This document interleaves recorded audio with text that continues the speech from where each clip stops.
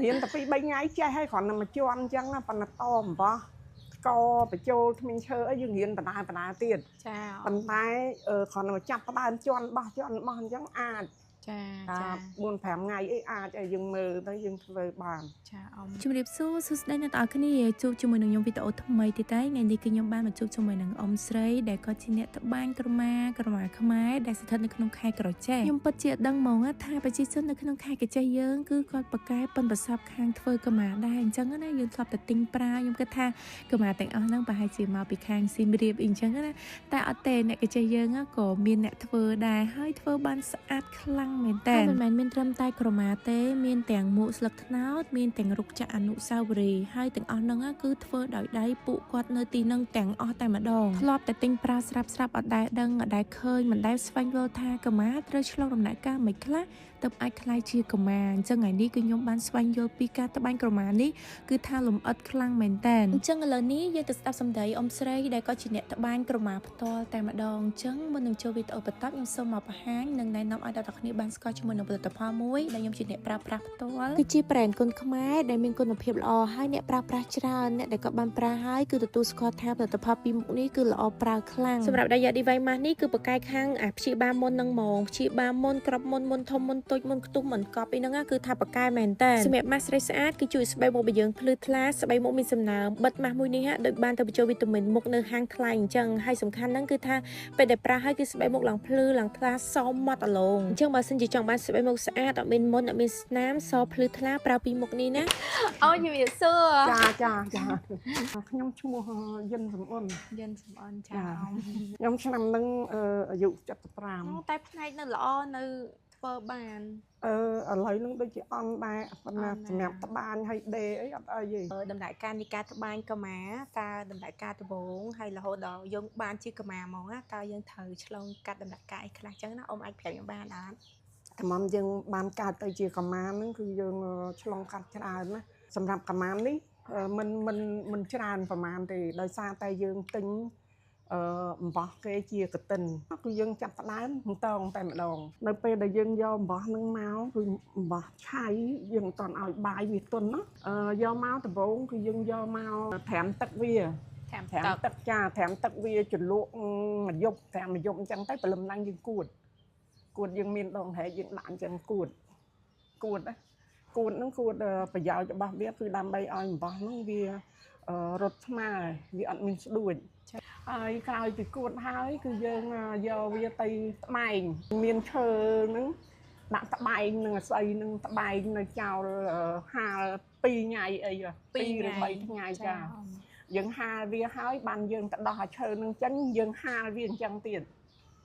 យើងហាលវាតតែស្ងួតល្អហើយបានយើងឲ្យបាយដាំបាយហ្នឹងទៅហើយទុកឲ្យវាជូរហ្នឹងដើម្បីបើសិនជាអំបោះសអញ្ចឹងគឺយើងអ្នកឥឡូវពេលបច្ចុប្បន្នហ្នឹងនៅកន្លែងផ្សេងគឺប្រើថ្នាំតែខ្ញុំអត់ប្រើថ្នាំទេធ្វើបាយហ្នឹងឲ្យជូរដល់ពេលខ្ញុំឲ្យបាយយើងយកអំបោះដែលយើងគួតហាលហើយយើងយកទៅច្បាច់ឲ្យសព្វអញ្ចឹងទៅបានយើងផ្អាប់វានៅហ្នឹងហើយអ្នកខ្លះគេអត់ធ្វើអញ្ចឹងទេគេចំហុយចាឲ្យបាយហើយដល់ពេល5ចោលមួយយប់អីអញ្ចឹងទៅបានយើងមកពូតបាយនឹងចេញយើងច្បូតវាសិតវាយកកតិចបាយនឹងអស់តស្អាតអញ្ចឹងបានយើងហាលតតែស្ងួតបានយើងមកលាស់ខាអំបោះនឹងធ្វើបានព្រោះមើលប្រភេទអំបោះនេះអំបោះជក់ទឹកហើយចសៃឆ្មាមែនតើចាអ៊ំចាហើយបើសិនជាមិនតស៊ូទេក៏ធ្វើអត់កើតដែរមកធ្មេញឈើគាត់ទេមួយធ្មេញឈើចាប្រភេទខ្ញុំត្បាញនេះត្បាញអញ្ចឹងខាងកំពង់ចាមគេច្រើនប្រើប៉ុន្តែគេត្បាញមានអ្នកខ្លះគេត្បាញតែគេហៅធ្មេញ8ដបតែធ្មេញ8ដបវាអាចអំវើជាងនេះអានេះធ្មេញ22និង24ចាដល់អញ្ចឹងសាច់ប្រមាណដែលយើងប្រើទៅយើងបោកទឹកហើយទៅដូចសូមអញ្ចឹងតុនល្អហ្នឹងចាញ់ត្បាញក៏យឺតដែរដោយសារខ្សែឆ្មាអញ្ចឹងអានោះហើយនឹងអានេះខុសគ្នាអានេះប្រឈមជាងពីដំណាក់កាលចាប់ផ្ដើមពីច ច្រើនណាស់ ច្រើនជាងខាងនោះណោះ ចាមិនកម្មាស្រាប់យើងឆ្នៃទេយើងអាចធ្វើកន្លាទូចយើងអាចធ្វើកន្លាធំយើងអាចធ្វើកន្លាភ្លោះ តែភាគច្រើនលក់ដាច់ជាងគេកន្លាតូចឬក៏កន្លាធំអម ឥឡូវហ្នឹងច្រើនគេប្រើកន្លាធំ កន្លាធំណា ចាប៉ុន្តែបើសាច់ប្រភេទនេះគេច្រើនប្រើកន្លាទូចអាហ្នឹងសាច់ហ្នឹងអំបោះហុងនេះចាប៉ុន្តែអំបោះហុងហ្នឹងមានពីរម្យ៉ាងកាលណាយើងយកមកត្បាញមើលទៅសម្បល់ល្អប៉ុន្តែប្រើទៅរួញអ៊ំខ្ញុំចង់ដឹងថាអ៊ំចេះត្បាញកម្មាហ្នឹងមកពីណា កាលពីឆ្នាំ68 69អីខ្ញុំចេះពីម៉ែខ្ញុំចាដល់ពេលជំនាន់តហ្នឹងគេឲ្យត្បាញកម្មាទៀតចាហើយដល់ពេលសម័យនេះខ្ញុំរំលឹកឡើងវិញហ្នឹងក៏ចេះតែហាត់ថែមទៅហាត់ថែមអ្វីដែលយើងធ្វើកាលណាយើងធ្វើយូរយើងមានបទពិសោធន៍ច្រើនយើងចេះតែមានកណិតធ្វើអីថ្មីរហូតចាយើងចេះតែមានកណិតចេះតែមានបទពិសោធន៍អ៊ំខ្ញុំចង់ដឹងថាពេលដែលយើងរៀនហ្នឹងរយៈពេលប្រហែលថ្ងៃប្រហែលខែបានយើងចេះអាចត្បាញជាកម្មាហ្មងរយៈពេល3ខែហ្នឹងគឺយើងចេះហើយមិនតាន់ស្ទាត់ទៀតតោះតែយើងធ្វើចារយៈពេល3ខែបើឲ្យល្អឲ្យស្ទាត់ឲ្យឯកក្រេតបានចិនទៅវិញចាស់ការបានខ្លួនឯងត6ខែ6ខែ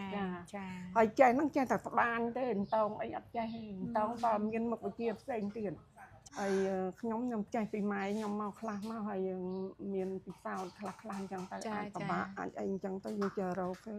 អត់មានបោះអីទៅខាងណាទេដោយសារតែកម្លាំងយើងប៉ុណ្្នឹងហើយទំហំដែលយើងធ្វើបានហ្នឹងល្មមសមរម្យនឹងពេលមានកម្មវិធីហើយយើងយកទៅតាំងពីពណ៌ព្រមឆ្នាំយើងតាំងច្រើនណាហើយអានេះនៅពេលដែលមានបុណ្យទានដូចថាគេធ្វើបុណ្យអីអញ្ចឹងទៅគេចង់ជូនចាស់អីចឹងគេមានកំងចាច្រើនមានគ្រួសារខ្លះកំងដល់3-400អញ្ចឹងយើងអត់ឲ្យអស់ហើយយើងត្រូវទៅផឹងមានគេកំងដាក់តាមរោងការឯដល់ចាមានរោងការយើងអត់ទាន់បានធ្វើអាហ្នឹងទេលោកខ្ញុំផាញ់ការធ្វើអាហ្នឹងដាក់រោងការតែឥឡូវដល់ពេលឆ្នៃកាបូបទៅអត់អាចធ្វើអត់ទាន់អ៊ំចាធ្វើមិនទាន់ដោយសារតែវីដេអូនេះវែងគឺអត់អាចដាក់បានទាំងអស់ទេប៉ុន្តែបើសិនជាអ្នកទាំងគ្នាបានមើលវីដេអូនេះពីដើមរហូតដល់ចប់សង្ឃឹមថាយើងអាចយល់ដឹងពីការតម្បាញក្រមាខ្លះហើយក៏ជាឱកាសល្អដែរសម្រាប់បងប្អូនដែលគាត់ចង់ចេះរៀនតម្បាញក្រមាតិចទៀតហ្នឹងគាត់ថានឹងមានបើកបង្រៀនផងដែរអ៊ំស្រីក៏ចេះត្បាញក្រមានេះគឺមកពីម៉ែគាត់អញ្ចឹងហើយគាត់ថាបើសិនជាអត់ពីគាត់ទៅគាត់ចង់ឲ្យមានអ្នកដែលតតំណែងមានចំណេះចេះដឹងបន្តតកូនតចៅអញ្ចឹងណាកុំឲ្យបាត់បង់អ៊ំស្រីគឺគាត់ជំនាញខាងត្បាញក្រមាឯចំណែកអ៊ំប្រុសវិញគឺគាត់ជំនាញខាងចាក់មួកស្លឹកត្នោតពួកគាត់ទាំងពីរគឺបកាយខ្លាំងមែនតើហើយទាំងអស់ហ្នឹងគឺសិតសឹងតែជារបស់ខ្មែរដែលធ្វើដោយដៃអត់អស់ហើយណាអ្នកទាំងអស់គ្នាមិនមែនបកាយតែអ៊ំស្រីទេបងស្រីដែលគាត់ជាចៅរបស់អ៊ំណាក៏គាត់បកាយខាងចាក់រុកអនុស្សាវរីយ៍ផងដែរឃើញខ្ញុំអញ្ចឹងមែនណាប៉ុន្តែខ្ញុំចូលចិត្តនឹងស្រឡាញ់ខាងចាក់រុកនេះខ្លាំងណាប៉ុន្តែរៀនយ៉ាងណាក៏អត់ចេះដែរដោយសារតែយើងអត់ជំនាញប៉ុន្តែសម្រាប់គាត់វិញគឺថាបកាយមែនតើរុកទាំងអស់ហ្នឹងគឺគាត់អ្នកចាក់ទាំងអស់រុកច្រើនមែនតើហើយស្អាតណាស់ព្រោះការរៀនជំនាញហ្នឹងគឺទាមទារឲ្យយើងយកចិត្តទុកដាក់អារម្មណ៍មូលបើសិនជាយើងអារម្មណ៍អត់មូលទេគឺថាចាក់ខុសហ្នឹងគឺដឹងតែរសសាថ្មីវិញហើយគាត់ប្រាប់ថារុកខ្លះគឺចំណាយពេលចាក់រហូតដល់ 3-4 ថ្ងៃទៅរំតែហើយគឺថារោចកេះចុកក្របផ្នែកខ្លាំងណាស់អញ្ចឹងបងប្អូនពេលទិញកុំតថ្លៃដោយសារតែរុកអញ្ចឹងគឺថាពិបាកមែនតែនទៅរំតែធ្វើហើយអញ្ចឹងបើសិនជាបងប្អូនទាំងអស់គ្នាចង់បានជាមួយនឹងកម្មានិងរុកចាក់អនុស្សាវរីយ៍ស្អាតយកទៅលក់បន្តឬក៏យកទៅប្រើប្រាស់អីទាំងអស់គ្នាអាចទិញនៅក្នុង page របស់គាត់បានខ្ញុំនឹងដាក់នៅក្នុង comment ទាំងឈ្មោះ page និង Telegram អញ្ចឹងវីដេអូរបស់ខ្ញុំថ្ងៃនេះគឺមានតែប៉ុណ្្នឹងទេអរគុណអ្នកទាំងអស់គ្នាសម្រាប់ការទស្សនាបើសិនជាអ្នកទាំងអស់គ្នាស្រឡាញ់ចូលចិត្តកុំភ្លេចជួយ share ចែករំលែកអ្នកមួយផងជួបគ្នានៅវីដេអូក្រោយអរគុណជម្រាបលា